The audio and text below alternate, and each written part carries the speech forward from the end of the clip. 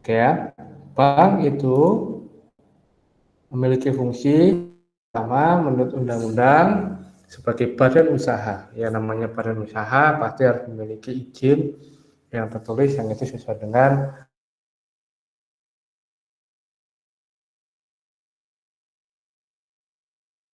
masyarakat dalam bentuk simpanan dan menyalurkan kembali dalam bentuk kredit ataupun bentuk-bentuk yang lain dalam rangka meningkatkan taraf hidup layak. Artinya di sini bank memiliki fungsi secara peraturan perundang-undangan saya menghimpun. Setelah menghimpun, terus bank itu akan menyalurkan kepada masyarakat. Ya, maka dengan fungsi seperti itu, bank itu disebut sebagai lembaga intermediasi. Paham ya? Lembaga intermediasi adalah lembaga yang menjembatani pihak yang memiliki kelebihan dana, yang selanjutnya dana itu disimpan di bank, ya, lalu oleh bank dana itu disalurkan kepada pihak yang membutuhkan dana untuk keperluan investasi ataupun untuk keperluan konsumtif yang lainnya. Nah, maka dari itu bank disebut sebagai lembaga intermediasi. Nah, itu ya. Nah, di sini bank, kok putus ya? Suara saya terdengar jelas ya? Jelas, Bapak. Jelas, Pak. Kok PowerPoint-nya keluar sendiri? Iya, PowerPoint-nya belum tampil tadi, Pak. Belum tampil, tadi sempat tampil badan.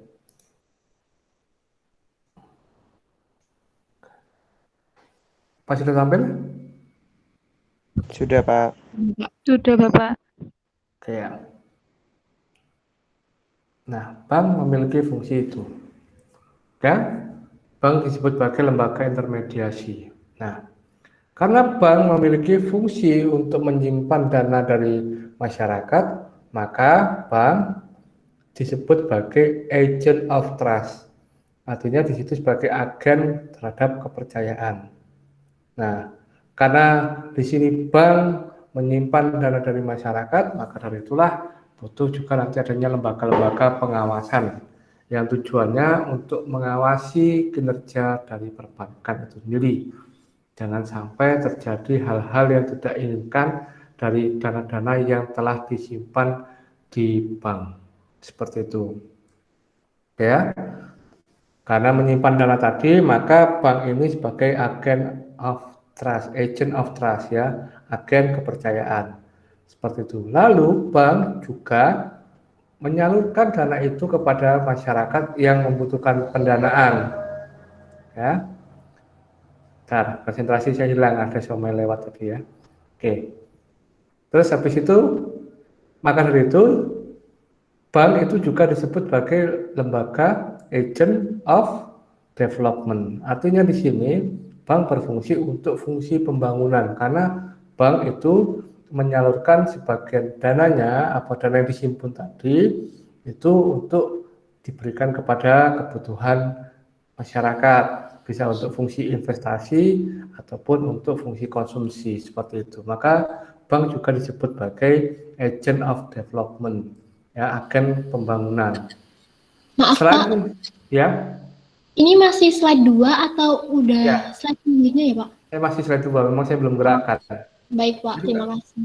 paparan tuh gini ya, slide-nya bisa tetap tapi omongannya sudah sampai slide 10 gitu ya. Nah, itu paparan, bukan baca slide ya. Baik, Paparan. Pak. Ya, biasanya kalau mahasiswa kan membaca slide juga membaca paparan juga membaca slide kan gitu. Jadi saya sambil bercerita.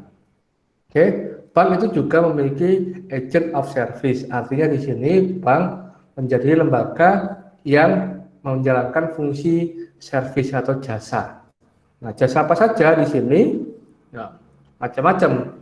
Jasa perbankan itu ya kalau kita bisa bicara jasa mengenai lalu lintas keuangan, misalkan untuk proses transfer, ya itu bisa dengan apa namanya jasa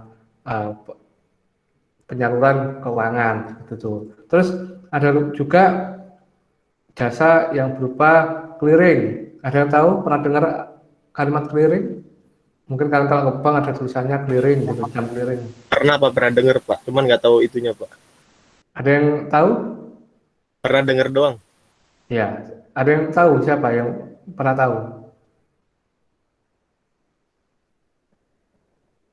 Bank keliling bukan Pak kalau nggak salah. Clearing bukan bank keliling. Bank bank keliling itu bank retail itu. Fungsi clearing namanya. Ya. Nah, ini clearing, bukan keliling ya, clearing. Ah, kalau bahasa Indonesia pakai K, KLIRING, clearing gitu Pak di Indonesia biasanya. Ada yang pernah tahu jasa clearing? Pernah dengar tapi belum pernah kayak lihat prakteknya gitu, Pak. Iya, kalau kalian yang punya laptop kan bisa langsung di browsing. Apa itu clearing? Juga cari juga definisi LC. Apa itu LC?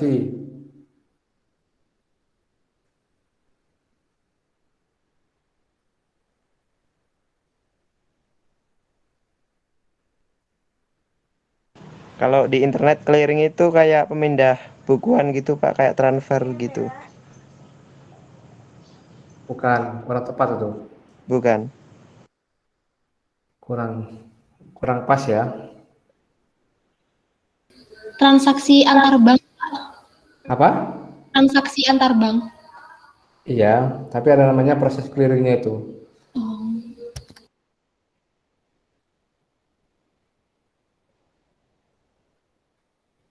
Tapi ada namanya proses clearing.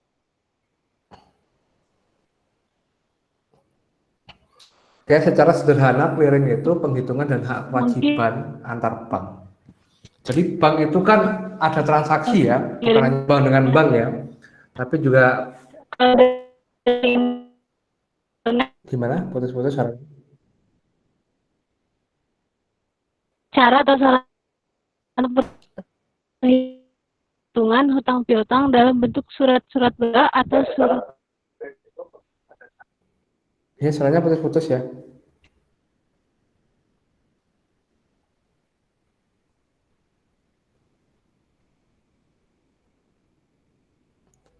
Ya, paling sederhana clearing itu tadi sudah, sekira saya tangkap sudah agak benar gitu yang disampaikan oleh Levia. Walaupun saya putus-putus, nggak tahu ya sinyal saya atau sinyal Levia yang kurang bagus. Di sini kan bank itu melakukan transaksi ya dengan bank lain ya berupa transfer, transaksi mungkin pencairan cek, bilet giro dan segala macam. Nah seperti itu. Maka kan ini perlu untuk dilakukan proses penghitungan. Kalau saya nyebutnya hak dan kewajiban.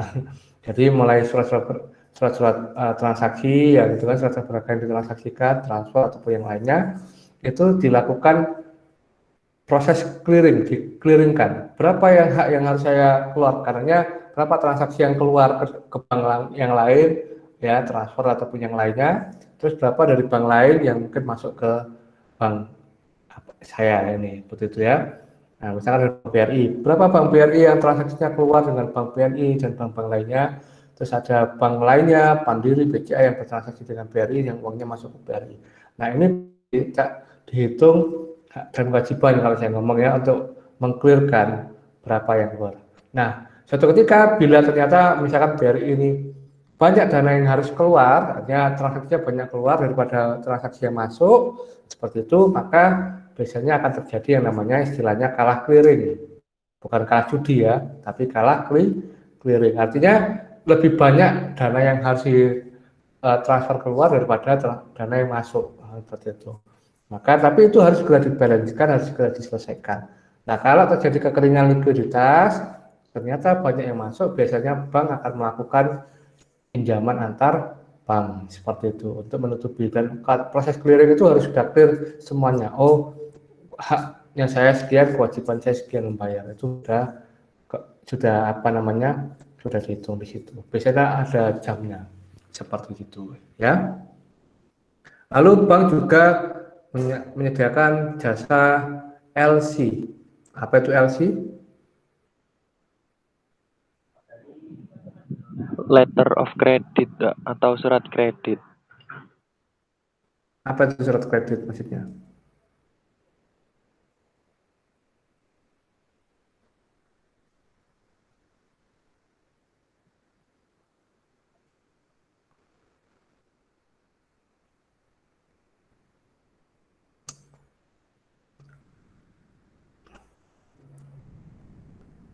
Jadi biasanya umumnya ini biasanya banyak terjadi apa ya, transaksi-transaksi yang dengan luar negeri, ya, ekspor impor seperti itu.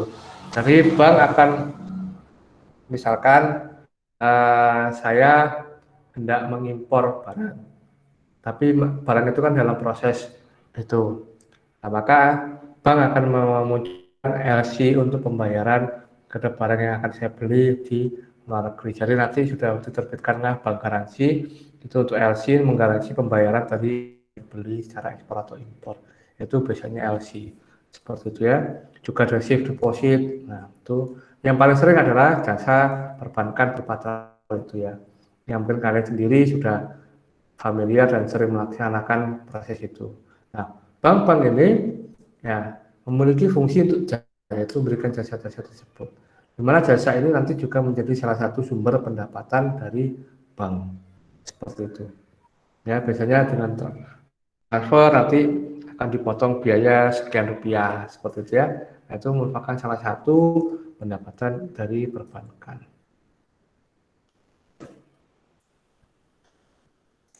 Jadi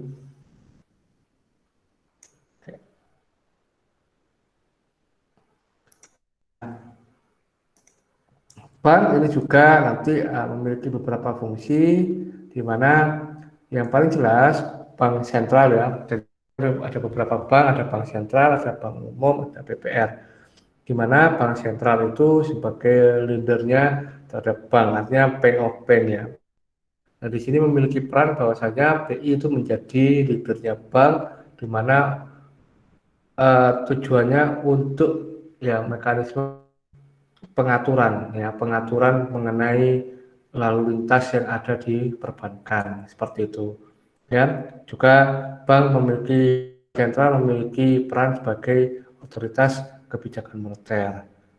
Nah, tapi untuk pengawasan, kalau dulu memang diserahkan ke bank sentral, sekarang urusan pengawasan dan evaluasi pembinaan itu diserahkan kepada OJK kalau di Indonesia. Oke, tapi beberapa negara lain juga masih menyerahkan itu di BI.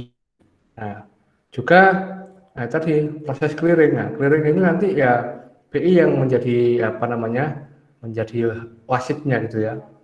Bank ini berapa itu jadi penanganan lalu lintas clearing. Nah, seperti itu transaksi giro ya berapa itu nanti BI yang menjadi agennya di situ untuk menyelesaikan itu. Dan juga BI biasanya di situ menjadi pusat ekonomi.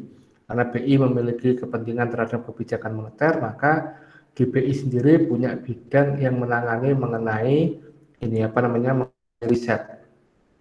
Nah, saya pernah beberapa kali ketemu dengan BI Jember, itu dengan salah satu yang saya waktu itu memang meneliti mengenai strategi penanggulangan inflasi daerah. Nah, di situ saya banyak konsultasi dan diskusi dengan BI Jember. Nah, luar biasa di sana. Orang-orang di BI itu utamanya yang berkaitan dengan nanti risetnya itu mereka sangat kritis, sangat bagus sekali pola pikir dan pola analisisnya. Saya juga banyak belajar di situ. Nah, di situ BI memiliki pusat-pusat riset. Tujuannya apa? Untuk gambaran mereka terhadap kondisi makroekonomi dan juga nanti menjadi gambaran bagaimana kebijakan itu akan dijalankan. Oke, tadi sudah saya jelaskan.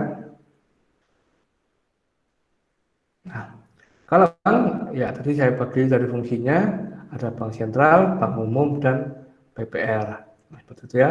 Kalau bank sentral itu mulai fungsi utama, bagaimana bank sentral mengendalikan jumlah uang beredar. Ya, leadernya dari bank. Dan juga memiliki peran kebijakan moneter. Sedangkan bank umum bisa melaksanakan kegiatan usaha, baik secara konvensional ataupun menggunakan prinsip syariah. Makanya ada bank umum yang labelnya biasa, ada juga yang bank umum yang menggunakan label ya. Ini yang membedakan nanti prinsip penentuan harganya. Apa itu Pak penentuan harga? Nanti saya jelaskan juga di belakang. Lalu ini kita bicara BPR ya. Bagaimana bank yang melaksanakan kegiatan usaha secara konvensional, bisa juga syariah, ada lagi sekarang Pak BPR juga syariah ya, di mana tidak memberikan jasa lalu lintas keuangan, lintas pembayaran atau rural bank. Biasanya ini lebih ke lokal ya transaksinya. Membedakan antara bank umum dengan BPR seperti itu ya. Tadi saya sampaikan ada agent of trust, di sini simpanan. Nah, yang membedakan antara bank umum dan BPR itu adalah penciptaan giro. Bank umum bisa memiliki wewenang untuk menciptakan giro yang menjadi uang giral. Ya. Nah, kalau tabungan deposito BPR juga biasanya masih melayani seperti itu. Lalu untuk agen service, nah, tidak BPR itu biasanya tidak ada ininya jasa untuk melaksanakan clearing ataupun inkaso transfer itu tidak ada karena mereka sifatnya lokal seperti itu ya. Lalu penciptaan uang giral, nah, karena tidak ada giro, maka bank BPR itu tidak bisa menciptakan cek ataupun BG. Oke. Nah, lalu untuk ini juga agent of development, artinya di sini menjadi agen terhadap pembangunan dengan cara menyalurkan kredit, maka bank itu memiliki fungsi untuk menyalurkan kredit berupa investasi, modal kerja maupun konsumtif. Kalaupun BPR ada, iya ada, ya. Orang tua saya juga pernah pinjam untuk konsumtif maupun untuk yang lainnya, itu ada. Tapi biasanya karena ini sifatnya lokal, modalnya juga tidak terlalu besar, maka terbatas seperti itu ya. Berbeda mungkin kalau kayak BRI ataupun bank besar lainnya, biasanya mereka lebih variatif, itu lebih varian kreditnya, biasanya mereka lebih banyak. Jangkauannya mereka biasanya hanya di lokal daerah. BPR apa biasanya kan yang ada di daerah kan masing-masing, itu biasanya hanya ada di daerah kalian, di kabupaten kalian, tidak ada di kabupaten lainnya. Tapi kalau bank itu jangkauannya bisa internasional seperti itu. Oke, terus bank dari sisi kepemilikannya ya.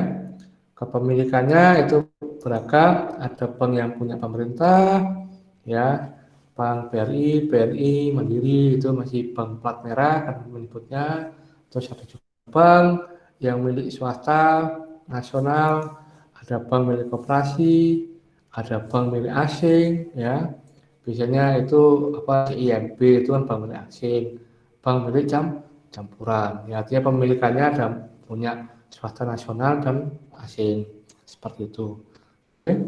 Terus kalau dari sisi statusnya, karena ada bank yang transaksinya bisa melayani transaksi luar negeri, maka ada bank yang menghasilkan devisa. Ya, statusnya bisa berhubungan dengan mata uang secara keseluruhan dan itu sebagai bank devisa. Tapi ada juga bank karena cakupannya tidak luas, maka bank belum memiliki izin melaksanakan transaksi sebagai bank devisa, tidak bisa melaksanakan transaksi seperti bank devisa karena memang belum punya izin seperti itu. Lalu ada juga cara menentukan harga, dan tadi saya sampaikan bank umum maupun bank BPR ya, bank perkreditan rakyat itu biasanya bisa menjalankan prinsip secara konvensional ataupun prinsip secara syariah. Biasanya ini akan menentukan cara mereka menentukan terhadap harga, ya, harga. Jadi ada yang menggunakan prinsip konvensional, menggunakan prinsip syariah. Kalau cara menentukan harga, apa itu? Nah, kalau prinsip konvensional, ya, di sini cara menentukan harganya itu dilihat berbasiskan pada spread effect atau selisih. Ya, selisih antara apa? Selisih antara bunga simpanan dengan bunga pinjaman. Nah, nanti itu akan menentukan. Nah, berapa cost mereka, bunga yang mereka akan berikan termasuk cost mereka terhadap biaya untuk mendapatkan simpanan, itu cost of fund biasanya seperti itu. Nah, nanti mereka akan berapa mereka itunya dapatnya, nanti akan dihitung, maka berapa bunga yang akan diberikan untuk apa namanya pinjaman. Nah, itu karena mereka berbasis itu, maka bunga ini menetapkan bunga itu sebagai harga. Nah, seperti itu. Karena mereka dikenal dengan istilah spread effect. Seperti itu ya. Lalu, untuk konvensional juga menerapkan fee base ya, karena untuk pengenaan biaya-biaya tertentu untuk jasa-jasanya. Nah, inilah yang digunakan oleh bank konvensional dalam penentuan harga. Ya, seperti itu. Lalu, ada juga prinsip yang digunakan oleh bank konvensional dalam menentukan harga, yaitu menggunakan prinsip syariah. Tentu dengan prinsip syariah itu menggunakan prinsip-prinsip berdasarkan aturan Islam, ya, seperti itu. Jadi nanti berapa namanya perjanjiannya, nanti itu berdasarkan prinsip-prinsip yang ada di hukum Islam, ya, seperti prinsip bagi hasil, mudharabah, prinsip modal, musyarakah, dan segala macamnya. Ini saya nggak akan menyinggung karena saya bukan ahlinya ekonomi Islam. Jadi kalau mau bicara mengenai itu, ada Pak Zaki, ada Pak Tigno, ada Bu Widita yang lebih mendalam itu, yang bisa kalian ajak sebagai kalau mau kalian mempelajari mengenai perbankan syariah, seperti itu ya. Jadi beliau itu lebih paham mengenai ini ya. Saya hanya menyebutkan saja, tapi secara praktek dianunya saya tidak mengetahui. Oke. Ini sehingga inilah yang menentukan nanti bank-bank itu akan berapa sih yang akan dikenakan kepada peminjam ya. Kalau bank konvensional prinsipnya adalah bunga. Tapi kalau menggunakan syariah, mereka menggunakan prinsip yang berdasarkan hukum Islam. Cuma apakah ini berlaku, ya saya nggak tahu di bank-bank syariah itu apakah hanya labelnya saja syariah, sebetulnya prinsip penentuan harganya juga masih belum syariah, ya saya nggak tahu karena saya bukan yang seperti itu. Oke ya, itu ya. Lalu ada juga jenis bank yang ditentukan oleh pasar. Nah, jadi bank itu punya target pasar. Nah, target pasarnya ada bank yang retail saja seperti itu, ada bank yang corporate, artinya dengan skala yang besar, ya, ada juga yang campuran. Seperti retail dan corporate juga melayani, retail juga melayani. Jadi bank itu memiliki target pasar yang berbeda. Seperti itu. Nah, oke. Saya selesaikan dulu ya. Selesai nggak banyak, tapi kita nanti akan bisa coba diskusi. Terus kita bicara bank itu sumbernya dari mana saja, ya. Sebutan dari bank itu adalah dana pihak pertama, dana pihak kedua, dan dana pihak ketiga. Ya, ada dana pihak pertama, di mana bank ini ya bersumber dari penyertaan modal. Ya, ini biasanya dana pihak pertama. Ya, di mana ini dari penyertaan modal ataupun cadangan-cadangan bank, laba-laba yang tidak disetor, ditahan seperti itu ya, dividen yang ditahan itu menjadi sumber dana bank. Lalu ada dana pihak ketiga, ya. Tapi di sini walaupun nomor 2, tapi sebutannya dana pihak ketiga ya. Nah, berupa dari apa? Berupa dana-dana yang diambilkan dari masyarakat. Berupa apa? Berupa simpanan giro, tabungan maupun deposito. Nah, seperti itu. Ya, tentu kalau menggunakan ini butuh biaya untuk mendapatkannya, maka itu disebut sebagai cost of fund. Ya, artinya apa ya? Kalian lihat sendiri biasanya bank kan menawarkan promo-promo, menabung di bank ini berhadiah mobil Alphard kan gituan. Nah, sebetulnya kan itu upaya cost yang dikeluarkan oleh perbankan untuk bisa menarik simpati masyarakat atau menarik ketertarikan masyarakat untuk menyimpankan dananya di bank tersebut. Selain itu juga biasanya ada tawaran mengenai suku bunga simpanan di bank ini begini. Bahkan saya juga ditawari seperti ini ya. Sebenarnya mirip-mirip deposito sih, cuma dia menyebutnya tabungan. Jika tabungannya tidak diambil dalam waktu sekian tahun, maka langsung mendapatkan hadiah laptop gitu. Ya, itu juga ada yang seperti itu. Nah, itu sebenarnya mirip-mirip deposito sih sebetulnya.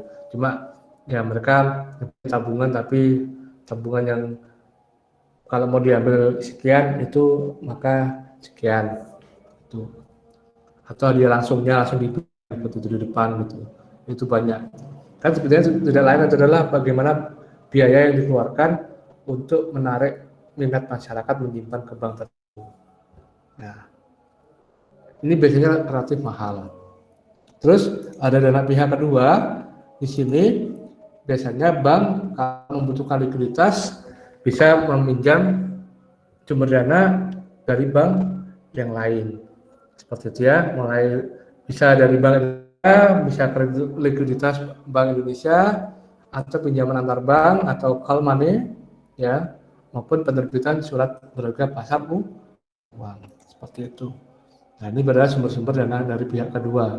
Nah, biasanya bank mengalami kekeringan likuiditas, kalah clearing, biasanya mereka umumnya paling banyak menggunakan pinjaman antar bank atau call money. Seperti itu. Karena cepat. Karena mereka harus segera usai kalah clearing, maka harus segera ditutup kalah clearing itu, maka mereka menggunakan call money. Ya. Tuh. Nah, ini yang bisa saya sampaikan, kira-kira ada yang kita diskusikan? Silakan. Izin Pak, Ya. tanya Pak. Ya, Assalamualaikum warahmatullahi wabarakatuh. Jadi kemarin saya baca-baca artikel gitu, ada satu kasus di mana nasabah itu udah nabung terus hilang Pak duitnya begitu saja. Dan yang nabung ini, nasabahnya ini orang yang tidak mampu gitu. Jadi tujuan dia untuk nabung ini untuk biaya anaknya sekolah gitu. Tetapi setelah dia ingin mengambil, tiba-tiba itu duitnya hilang begitu saja itu. Nama banknya tidak bisa disebutkan lah. Itu bagaimana Pak? Kenapa dan sebabnya Pak? Terima kasih Pak. Oke. Ya tentu pihak bank kan harus melakukan investigasi dulu ya. Penyelidikan, penyebab itu apa, mungkin kalau disertai ada polisi, ya polisi akan melakukan penyidikan terlebih dahulu tentang kenapa uang itu hilang. Juga ini ada beberapa kasus juga yang sudah beberapa kali juga itu berkaitan dengan uang nasabah hilang, seperti sebelumnya itu uang berapa miliar gitu kan. Terus ada juga yang sangat fenomenal dulu itu dengan yang namanya Mary Dadi ya. Pernah dengar Mary Dadi? Kasus bank apa ya dulu itu? Kok lupa ya? Belum Pak, belum dengar. Itu ada juga kasus ya. Cuma kasusnya berbeda-beda ya. Nah, coba kita lihat dulu unsur hilangnya itu karena apa. Pasti harus ada penyelidikan terlebih dahulu untuk menentukan kesalahannya ada di pihak siapa. Ya. Misalkan kalau ternyata nasabah itu pernah memberi hilang tanpa sengaja, ATM-nya hilang ataupun apa, atau bagaimana sehingga ada orang lain yang bisa mengakses rekening itu untuk digunakan. Nah, itu sebetulnya itu adalah salah satu kecerobohan dari nasabah. Kalau kecerobohannya itu dari nasabah, maka bank tidak memiliki kewajiban untuk mengganti.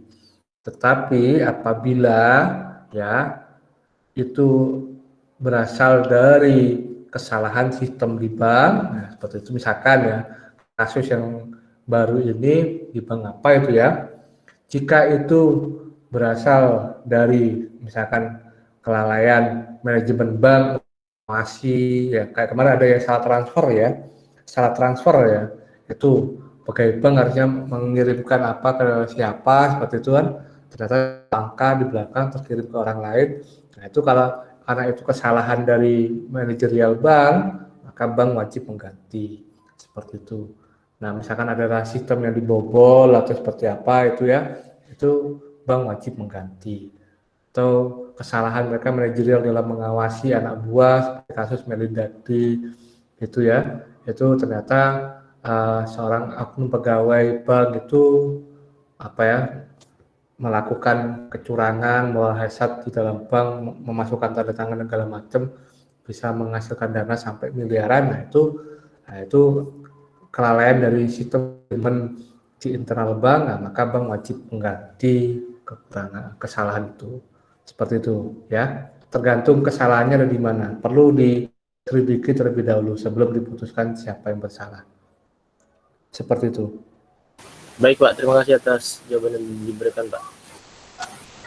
Ya. Ada lagi? Silakan kita diskusi. Mau menanggapi tentang Bapaknya tadi yang uang salah kirim lalu bank yang mengganti. Saya pernah membaca bank itu salah kirim ke orang, lalu uangnya itu dipakai sama orang yang salah kirim itu, dikira itu uang dari penjualan.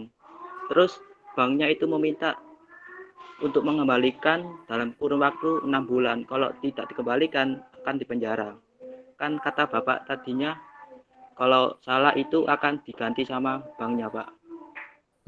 Terima Oh ya, kasih. yang kasus yang ini ya, kasus yang ini ya, Ya, Pak. kasus yang ini kan yang kemarin itu ya dari pihak bank ya, ya itu adalah kasus salah mengirimkan ke yang itu memang pihak bank itu apa namanya sudah memberikan itu dan itu sudah diproses hukum ya, proses hukum. Nah itu nanti kalaupun ternyata proses hukumnya ternyata pihak bank itu kalah, ya, ini kan masih dilaporkan kan, bahkan saling melaporkan kalau nggak salah itu, ya, laporkan antara yang bank ini melaporkan ke sini karena menggunakan dana yang seharusnya tidak digunakan karena dia merasa itu dikira transaksi dari penjualan bisnisnya, maka dia menggunakan seperti itu. Nah ini sekarang kayaknya mau berbalik lagi kasusnya. Misal aja bank itu ternyata diputuskan itu ternyata kesalahan dari bank, ternyata uang itu tidak bisa kembali.